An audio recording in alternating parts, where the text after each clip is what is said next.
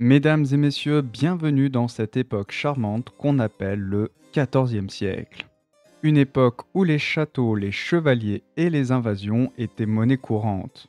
Mais aussi le moment où l'Europe se retrouva face à l'un de ses pires cauchemars, la peste noire. Pas vraiment le genre de choses que l'on mettrait dans une brochure touristique médiévale.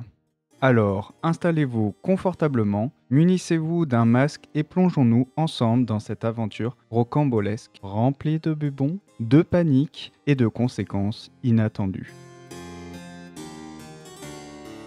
Imaginez, nous sommes en 1347. L'Europe prospère, enfin autant que possible pour l'époque, sauf que, voilà qu'un ennemi minuscule mais redoutable s'invite en bateau, la bactérie Yersinia pestis.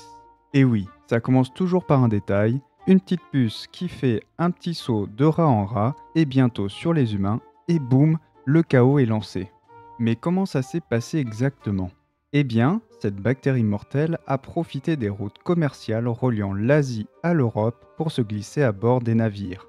Et comme il n'y avait ni douane ni gel hydroalcoolique à l'époque, elle a eu le champ libre pour se propager partout.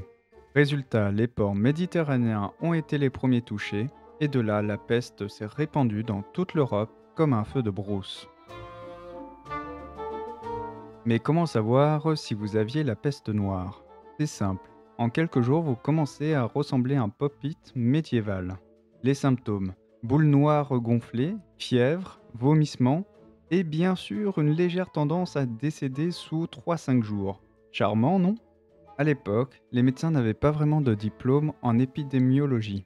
Alors, les traitements variaient entre les saignées, prières, les remèdes du style manger cette herbe et croiser les doigts. Autant dire qu'on était un peu dans l'improvisation totale. Résultat, environ 30 à 50% de la population européenne a disparu en l'espace de quelques années. Autrement dit, on aurait eu beaucoup de place dans les transports en commun si ceux-ci avaient existé.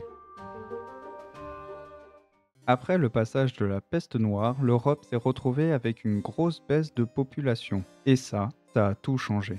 D'un côté, il y avait moins de main-d'œuvre, ce qui a créé un genre de rareté de travailleurs, les gens capables de tenir debout en fait.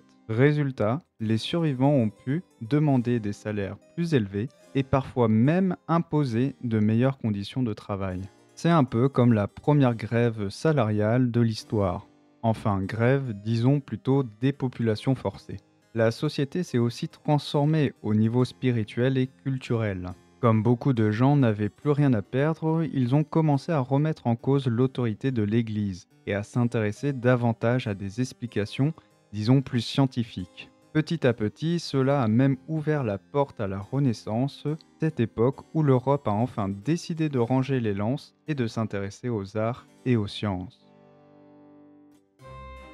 Bon, pour ajouter une touche d'humour, laissez-moi vous conter la petite anecdote qui résume bien l'époque. Le roi Édouard III d'Angleterre aurait donné des ordres bien spécifiques pour éviter la peste dans sa cour. Remplir les pièces royales de puissants parfums. Parce qu'à cette époque, on pensait que la peste voyageait par les miasmes, des fameuses mauvaises odeurs qui soi-disant transportaient la maladie. Du coup, dans certaines salles, l'air était plus chargé de parfums que l'arrière-boutique d'une parfumerie.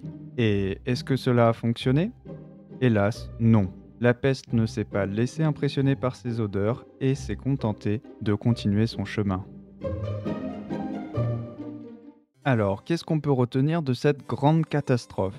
La peste noire a été un choc monumental pour l'Europe, mais d'un certain côté, elle a aussi forcé la société à évoluer, en s'interrogeant sur les croyances, en réorganisant l'économie et en influençant les arts. Ces épidémies ont malgré tout permis à l'Europe de se réinventer. En tout cas, si ces épidémies nous apprennent quelque chose, c'est bien que les crises peuvent provoquer des changements imprévus et que derrière une problématique se cache toujours une opportunité.